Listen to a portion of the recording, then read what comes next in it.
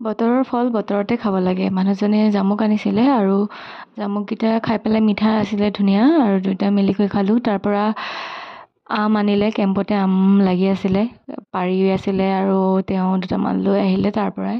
আৰু আমকেইটা বোলো পিছত খাম, এতিয়া থৈ দিওঁ। আৰু তেনে বুলি চাদৰ ওপৰত গ'লোঁ, দেখিছেনে ইয়াত ৰ'দো দি আছে, বৰষুণ দি আছে, মানে বতৰৰ কোনো ভৰসাই নাই, দুয়োটাই একেলগে দি থাকে। তথাপিও মই অকণমান চাদৰ ওপৰতে ৰখিলোঁ, হাৱাও দি আছিলে, ভাল লাগি আছিলে। তাৰপিছত অকণ পিছতে দেখিছোঁ বৰষুণটো এৰি গ'ল। এই বৰষুণৰ মহিমা কোনো ধৰিবই নোৱাৰি। আকৌ তলত আহি পেলাই অকণমান বেলকনিত ৰখিলোঁ, তাৰপিছতে দেখিলোঁ বতৰটো মানে মৌচমটো একদম ধুনীয়া হৈ আহিছে। ইফালে সূৰ্যও মাৰ যাব হৈছে, ডুবিব হৈছে। তথাপিও দেখি পেলাই ভাল লগাৰ কাৰণে বোলো অকণমান ভিডিঅ' বনাই থওঁ। আমি আম খাওঁ এনেকৈ হাতে, এই মানুহজনে আম খায় এনেকৈ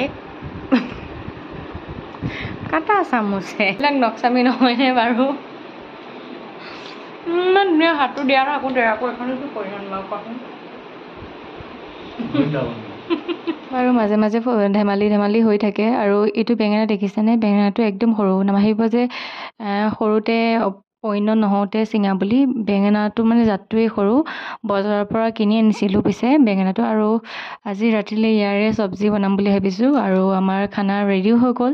এইফালে বেঙেনা চব্জি বনালোঁ, লগতে আছিলে ৰুটি, আৰু ইয়াতে অলপ বাটাৰ চাটাৰ লগাই লৈছোঁ, আৰু লগত কেৰেলা ভাজি বনাইছিলোঁ, আৰু মাছ দুপিচ আছিলে দিনৰে, অকণমান মাছৰ জোলো বনাই দিলোঁ বিলাহী দি, লগতে আছিলে ভাত।